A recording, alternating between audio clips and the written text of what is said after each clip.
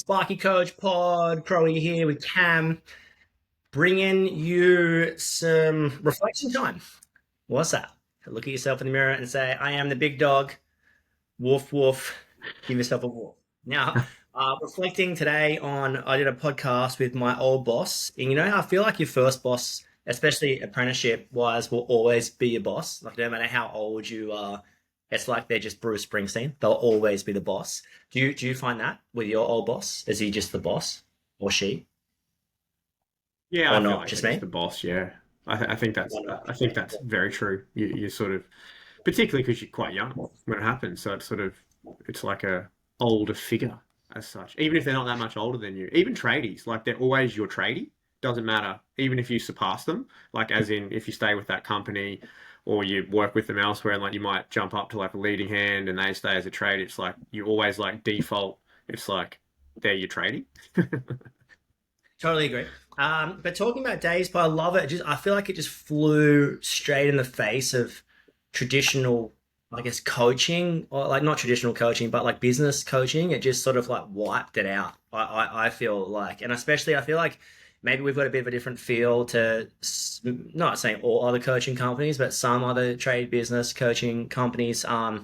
That where you can achieve something really massive in a short period of time, or we're focusing on like revenue metrics only, or we're hustling 1,000 cold calls every 24 hours to try and get a client that we don't really want to make the revenue where there's no profit.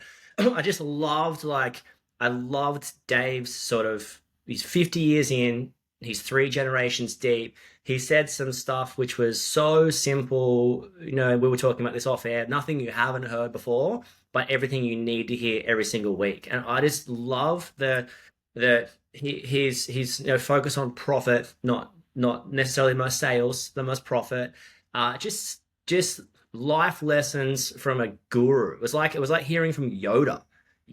Sometimes you don't want to hear how simple the force is, but the force is relatively, if you're a Jedi trained, and you can tell I've been reading Star Wars with the boys, but just want to reflect on a few things, and even just the hard work side of things. I feel like so many people just want it to come, the business to come really easy. In 12 months' time, we'll achieve this, and I think like just the off the tools propaganda.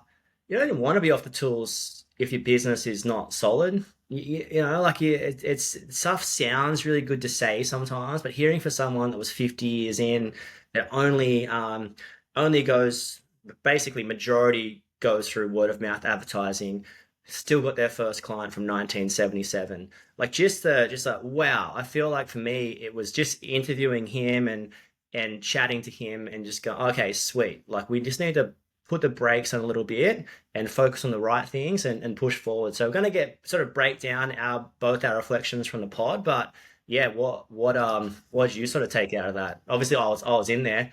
I had a Yeah, couple, no. I had So a couple have in, a in the pod.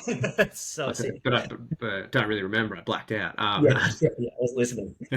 Uh, I guess the one thing that stood out, well, to begin with, relatability.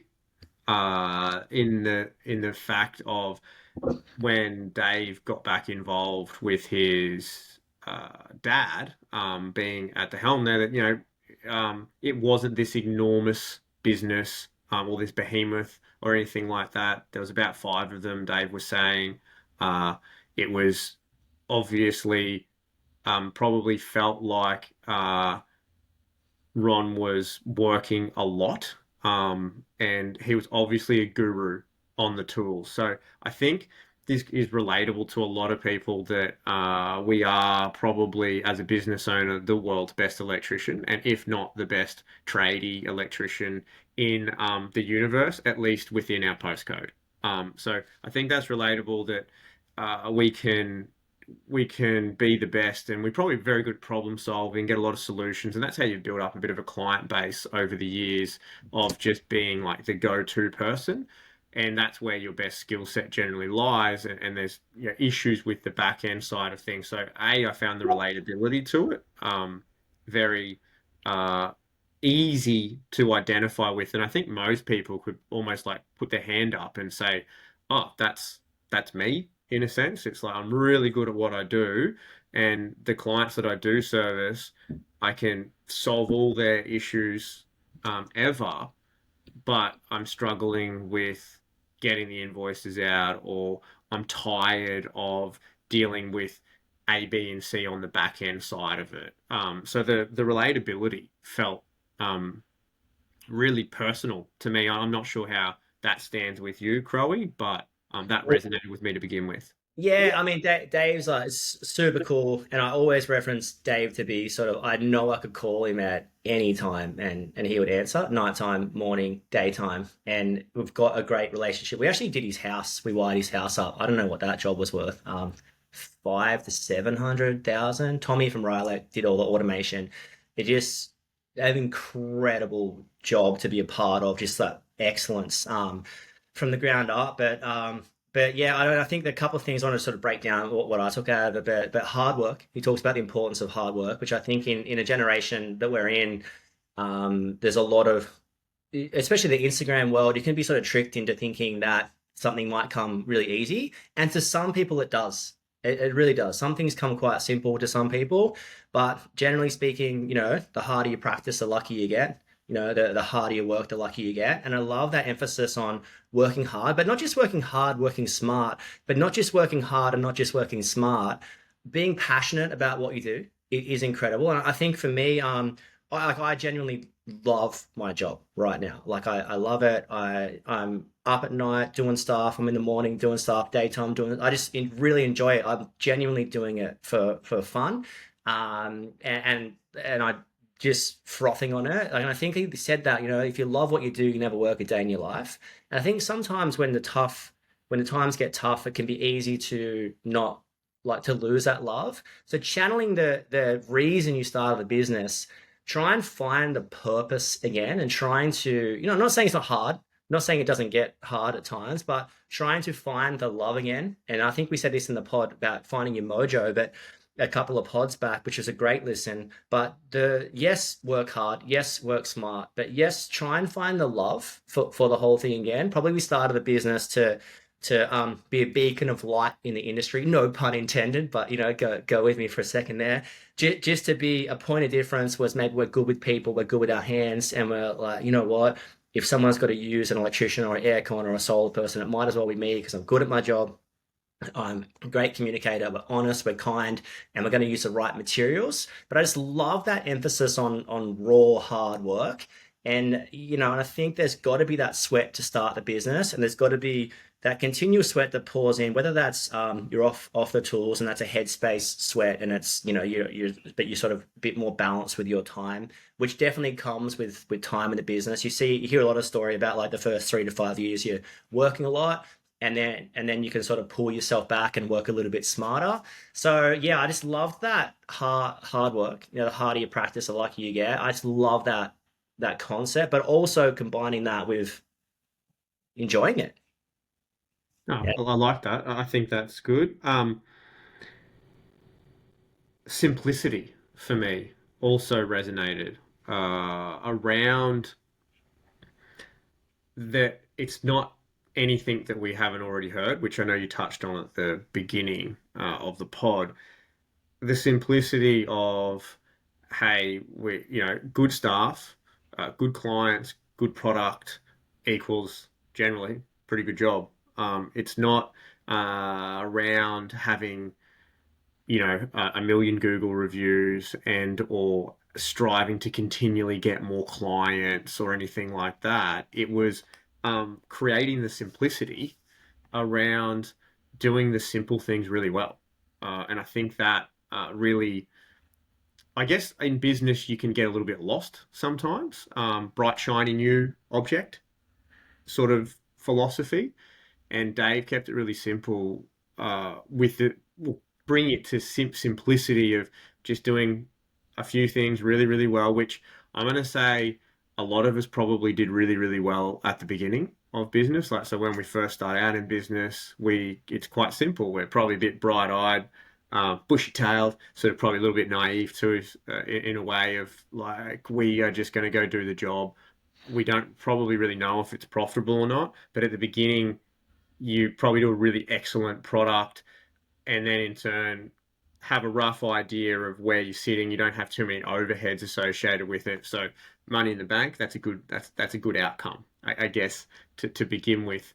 But pairing it right back and just doing the simple things. So the staff, the product, the client, and looking after. And I think you said it, well, Dave said it best, but the order as well of you've got your suppliers, you've got your staff, and you've got your clients.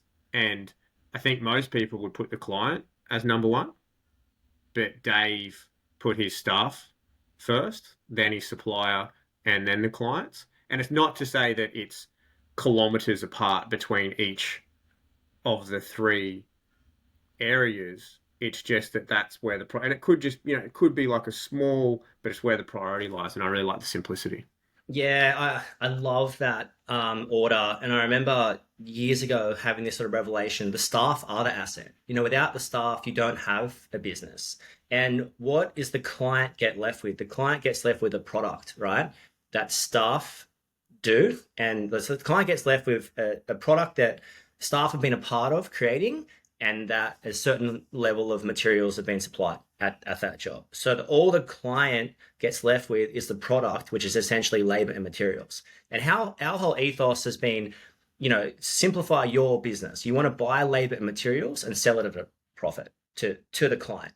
So the client's getting labor and materials. The importance of who's doing that labor and the importance of using quality materials that are going to last the difference. So excellent staff, excellent materials, excellent product, excellent workmanship, all that kind of stuff the client gets left with. So you want that client to be going, I'm never using someone else.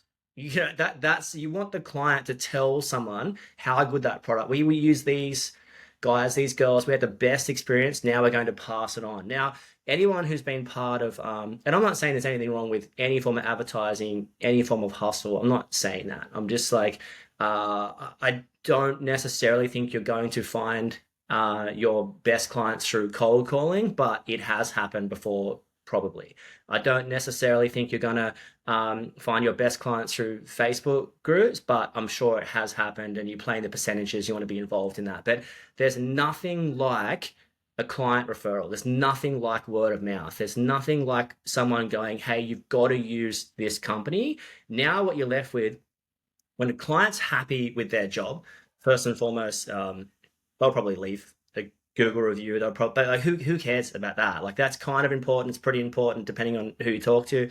But like, if they tell their friends and their friends, oh yeah, I've got to use these people, they call you. That's a warm in. You probably already got the job at that point, and you want people. And I think like that article in the Financial Review from 1993 that Dave was talking about, your clients are your best advertisers. So it's word of mouth, right? Like you want people to be finished with a product they're so stoked with, whether that was the communication, whether that was the materials, whether that was the variations being up front, the quote being up front, the invoice representing what you said it was going to be, whether that was the service, the admin staff, or all of the above. You want the client being so stoked that they tell their friends, because that's a warm in everywhere. It's cost you nothing. It's building your reputation, and it's pushing your business forward into warm in, warm in. It's some of the biggest costs in a business are time spent hustling for clients or time spent quoting for jobs that you might not get or you were never going to get in the first place, or people were price checking you. And if you're cold calling people and they've only really got the price to go off, if the client's never heard of you, and you're cold calling and you're, oh, can I give you an opportunity to get a quote? You're going to be not compared by reputation because they never heard of you. They might be able to look at your reviews and website, and that is incredibly important at Instagram. The carpet must match the drapes, of course. But if they've never heard of you, they've never used you, the only reference point will be sort of how you go about quoting the job and then the price. And maybe the major reference point is the price. And your price can afford to be a little bit further north when your reputation precedes your price. So if a client said, hey, you got to use these guys, they're a bit more expensive, but trust me, they're awesome. You got to reference that to anything you buy. Hey, if you buy the coffee from this place, shout out to Sparrow in my local town. If you buy the coffee from Sparrow, it's awesome. Yeah, you pay $5 for it. You probably get it from $2 across the road, but trust me, it's awesome. The product precedes itself The clients are happy with the product. Now the clients tell their friends about the product. It's cost you nothing. You've provided what you originally started the business for, which was an excellent product, an excellent service, excellent quality, excellent communication, excellent materials. That's why you started the whole business, right? To be that beacon of light, beacon of hope, beacon of excellence in the community. So all you're doing is what you initially started out wanting to do or desiring to do. You haven't got lost in the wilderness. You haven't missed the forest and the trees. So I'm focused. I'm completely focused. I'm doing what I'm meant to be doing in the business, and now I'm getting more work because I'm doing what I'm meant to be doing. I just love that. I love the passion there. Yeah. I love the passion, but yeah, the product, because ultimately a tr an electrical business, or in RJ's case, the aircon, but same. Still need electricity for both of them. Uh, the product is what the client's left with. So if the product's substandard, you've got an unhappy client. So it's how do you make sure that that product is perfect. So I really like that one. One other one that resonated again with me was the sustainable growth. And so Dave mentioned, obviously when he came in, um, if you haven't heard it, listen back. Obviously when he came in, there was no real sort of happenings with, or I'm sure he'll agree with it, with all due respect, from that's what I took out of it. And he just sort of made it a 10%. And whether I don't know the ins or outs of it all exactly, but I'm assuming on average it's around a 10% growth uh, workings per year, year on year. And to me, that's sustainable. You don't need to, you know, triple, quadruple. I don't even know what after is that, but like, 10x, 100x the business in 12 months because Remember, I was telling you when that we do initial calls with people, and someone was coming across from somewhere else, and they basically got told they would be making $1 million and have 10 staff within 12 months. And I was like, oh man, that's not gonna happen. I'm so sorry, but like the percentage play on that is really low. Like probably not going to happen. And if it didn't happen, you probably don't want it to happen that quick. You're going to cry. Anyone who's grown a business really quick. Now, I want to reference the difference between selling a product and selling a service. If you're selling a product like a t-shirt, shout out to the Spark Your Interest lads, who I've got their merch. You can buy some merch probably from their website or something like that. But so you can buy a t-shirt product and you can sell that. You might sell 200 items, 1,000 items, 200,000 items. It's irrelevant. And now you just got to make the product, which is pretty similar the whole time. When you're selling like a service, like let's say an electrical service, like a labor and materials, you can't just grow 1,000%, 2,000% without some ramifications, whether that's from the admin, because every job's so, as much as things are the same, it's quite different.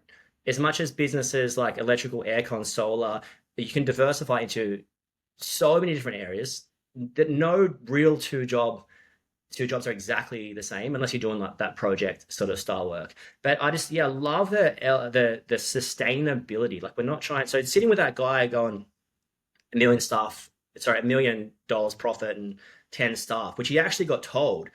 I was like, it's probably not going to happen. I just saw his shoulders sort of relax. The tenseness came out of the pressure to make 1,000. He like relieved the pressure. It was like letting the tires down. It's oh thank God, like because I was gonna have to make 1,000 calls a week. I was gonna have to David Hasselhoff my way above David Hasselhoff somehow.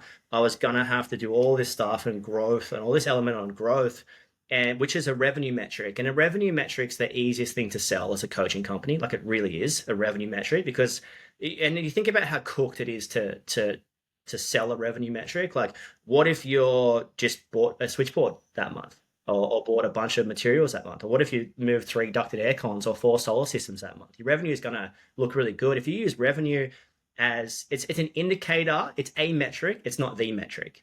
And I think Dave said it in his, he says, basically, the award you want to win is the most profit. That's the award you want it. And obviously, with revenue comes reinvestment. I'm not saying that. I'm saying like revenue for the sake of revenue, growth for the sake of growth. Staff for the sake of staff. It doesn't actually line up to who you want to be. Just having people on board to increase the revenue. Like, what is the quality of that work getting produced? I love that back to basics element of great staff plus great materials equals great product equals happy client equals client tells their friends. So sick, so simple. And I think just wherever you're at, imagine if you change the goalposts. Imagine if your goalpost. This is why when anyone comes into our sort of platform, we want to get your numbers correct first.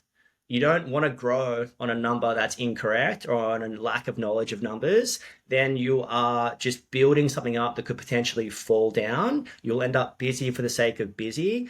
Now, the real danger is not knowing your numbers. Another huge danger is comparing yourself to a testimonial of someone else's growth, where they might have been in a town in the middle of absolutely nowhere where just turning up, you're already 90% ahead of everyone else. So if someone's growing their business in the middle of nowhere, and like, I love little towns. So I live in a little town, but if someone's growing their business in the middle of nowhere, it's completely incomparable to someone in a city or in a relatively major town or a major area. And what competition did they have? If your competition was Benny, and Benny never answered his phone. He was surfing between 10 and 2, and you got a hold of him every second Wednesday if he felt like it. The voicemail was non existent. He had no website, he had no sign writing. He drove around in a 1994 Hi-Ace. Of course, you're going to be able to grow the business quite quick, quite easily because your competition is a peanut. So I just think like you got to know your own numbers. You got to know your own product. You got to know your own market. Yes, you've got to set some big goals. I'm not saying that, but it can't just be goals for the sake of goals. It can't just be revenue for the sake of revenue. It can't just be growth for the sake of growth. It's got to be growth associated with a goal, associated with a net profit, associated with your product remaining strong, remaining excellent, remaining great, remaining something that you're proud of, that people will tell people. Comprehensive. I like it. Deep dive. The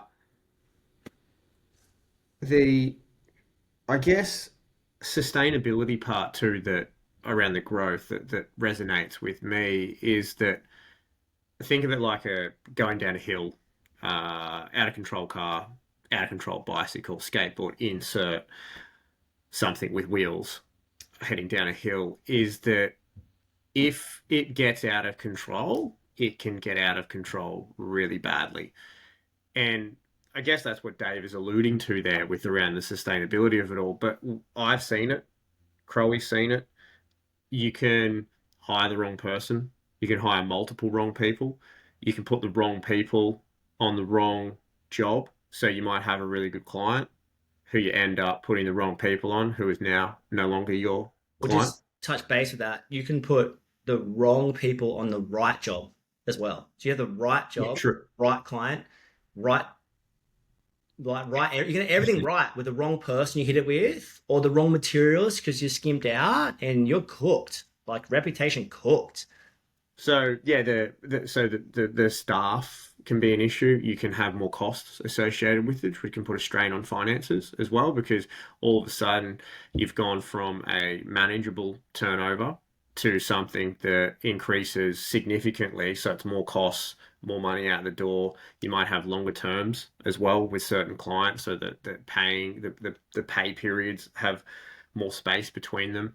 So just I guess have a clear understanding around where the sustainability fits in and it's healthy and organic in a way, but also to if it does get a little bit out of control in the sense of that careering down a steep hill, so to speak, that also puts a lot of pressure on you as the business owner, and that's where other things can start to I guess, let go or cave in or be forgotten within your own life, and then that then impacts also. So there's I'm not going to say there's a domino effect because it's not linear, but it's far reaching. The branches can spread out quite a distance.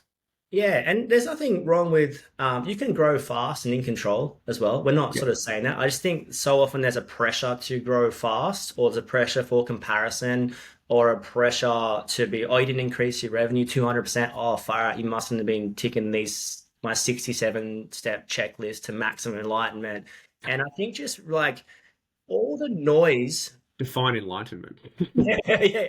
Oh, define success as well. Yeah. But all the noise just puts a pressure or not pressure, maybe distraction's a better word. Lots of noise can cause a distraction, and a distraction can and I think me and Dave were talking about this after the pod, and then we're kind of laughing that we should have posted this part. But we're talking about like putting the blinkers on. So setting your focus. What is your focus? And everything else outside that can politely move to the side. So you got to focus on excellent, using excellent staff to perform excellent work with excellent materials for the right kind of clients that are going to tell their friends where you're working off a net profit goal and all this kind of stuff. That's my focus. So anything that's falling outside that, if it's not related to what I want to do, I don't have to say no to that. And whether that's saying no to a thought or saying no to something that's sort of come in externally, or saying no to a job, or saying no to a client, or saying no to a staff member, or saying no to someone who wants to give you better pricing, but it's not the right kind of materials you want to use. Like you got to know. I mean, business. It's a certain stage of business. Becomes as much about making money as about not losing money. So it's about as much as you say yes to versus as much as you say no to. And the two need to be treated equally as important. Sometimes you can say yes to something which is a complete distraction, which throws the blinkers off. So, and coming into this as well, importance of branding. Now, I think the branding is so important. Is so important. Let's separate branding versus advertising. We're not talking about like we're just talking about what your brand looks like, and that's going to come down to what we said before: product. The consistently excellent product is great for your brand. So that's going to be branding. So that's going to build a word of mouth advertising. But if we can combine that with the mobile billboard, the sign writing, a website, or Google reviews or Instagram, they're all doing quite a similar thing. They're social proofing your business. So picture your Instagram could be 9 squares deep, right? But if it's 9 squares of complete high-end residential, you tag that builder and this architect, I can look at 3 of those squares or one of those squares and just be like, yes, I'm comfortable. This person knows what they're doing. So, or I can look at the website and look at it. And I love, shout out to Join Construction's website, Jardin, the furniture brand's website. I love RJ Air's website. The Crow Electrical website used to be built similar to this. So I took a lot of inspiration out of other websites that were outside of the trade, where one photo tells 1,000 words. Like you want a lot of the high end builders have great websites where you can look at it and the carpet matches the drapes. Now I'm not saying you have to look at like a high end residential electrical company if you're not doing that, but the website has to represent, Instagram has to represent, Google reviews have to represent what you're doing. Now Google reviews, as much as they are incredibly important, there's not gonna it's not gonna make or break your business. Like consistently delivering a great product will make or break your business, but people are looking for social proof, and that's why the reviews are important. Good enough for Tim and Jenny and Jamie, good enough for me. Oh, I've got 300 views, they must be pretty legit. Or they've got the website. Look, yeah, they've worked with this person, that person, legit. Instagram looks legit. I don't know if you need Facebook or LinkedIn, but like stranger things have happened across there. But whatever happens, how you drive on the road is important. How your Instagram looks is important. How your website look, how the phone gets answered is important. How your staff respond to a fussy client is important. I remember getting this call one day from one of my main tradies, and he was like, he's changed it again. He's changed it again. And I'm like, don't worry, don't stress. We're getting paid either way. Just focus and smile and nod. I'm like, yeah, sweet.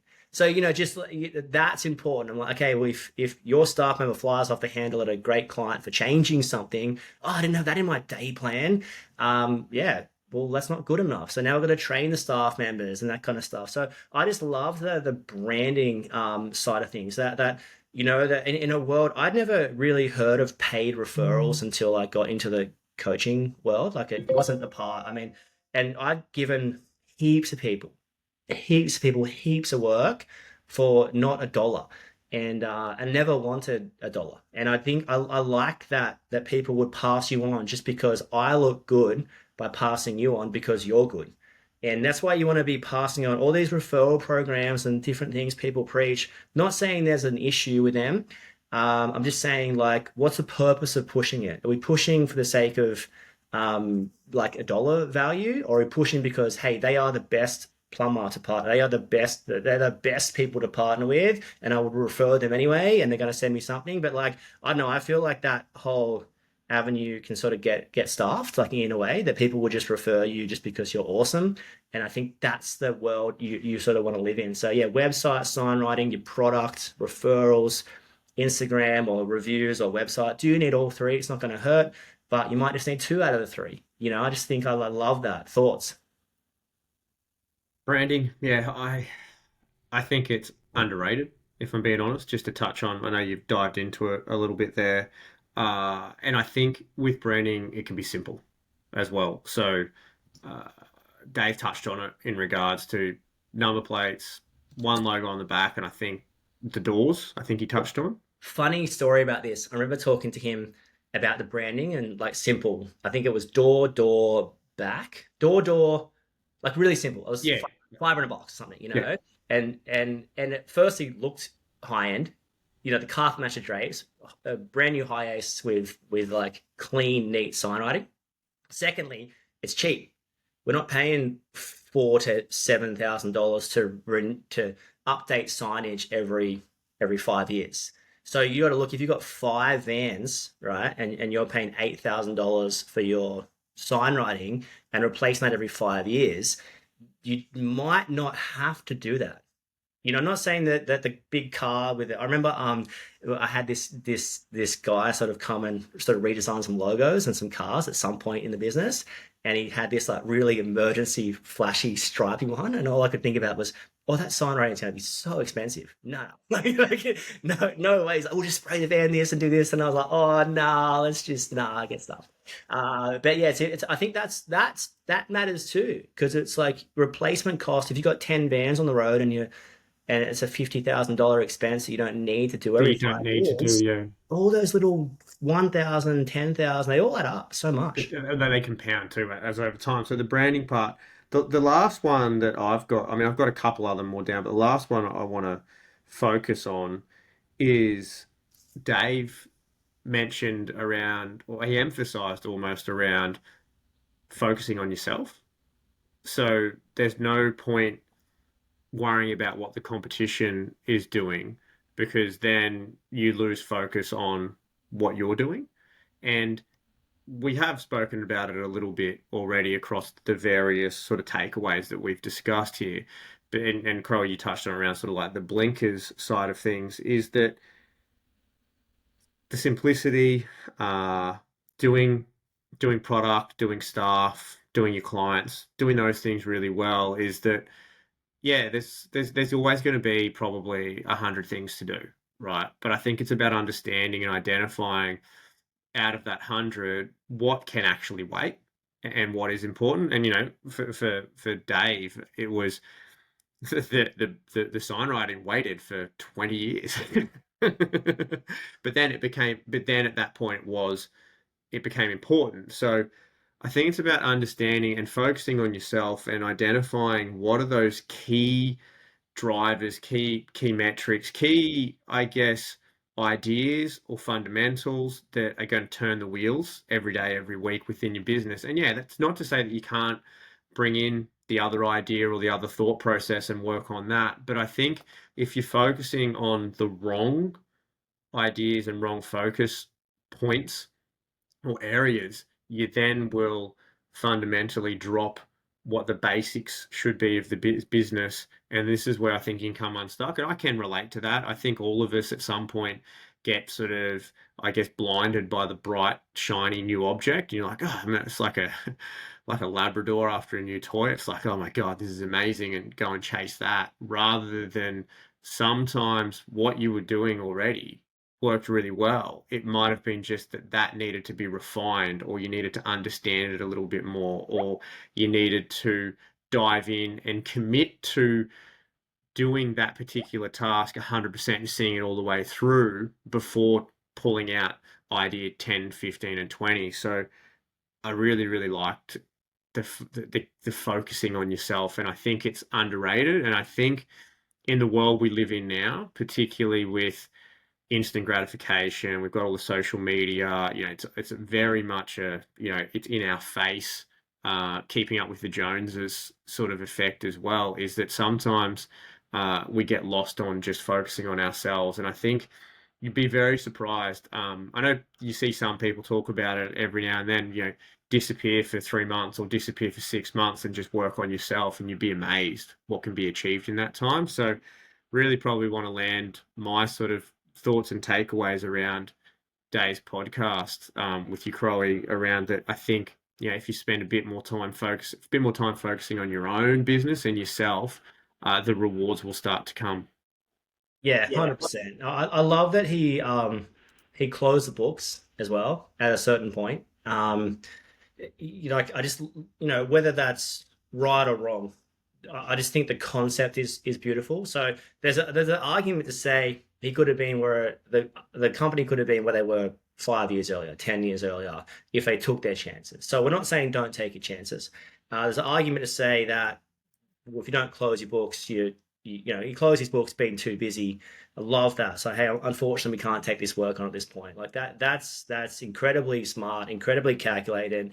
We're protecting the product. We don't have this. Unfortunately, we don't have the staff to facilitate the product that you need for us for us to do an excellent job for you, so you can pass that name on to other people. It's going to compromise what we've built. So we're going to say no to that. I love that. And there's an argument to be like, oh, what if you push forward to that point? And we're not saying don't push, and we're not saying push really hard. I think you got to push smart. You don't have your business doesn't have to look what everyone else's looks like. You don't have to compare yourself in someone who lives across the continent that is in an area that no one's ever heard of, that's doing all this cool stuff. You don't have to drive the car that someone else drives. You don't have to increase your revenue if it's not profitable. You don't have to grow your team. You don't have to be anywhere that you're not. You just have to be where you're at and give it the best shot. And we're big believers that I personally don't love setting limits on, oh, I want to get to 5 staff or 10 or 15 or 20. I just think, and I say this heaps, that if your business organically leads you there, it might actually be easier than you think. Or your business might not organically lead you there, and you might sort of, bunker down the hatches because you've got your great clients, great staff, and your product's awesome and you're happy.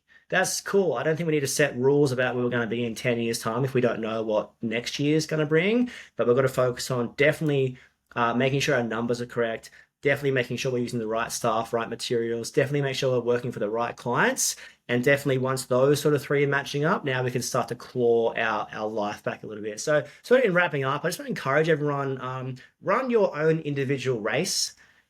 Know your own numbers. There's a big catch cry to know your numbers. You got to know your numbers. And it's like, I just maybe add one extra word in there. Know your own numbers.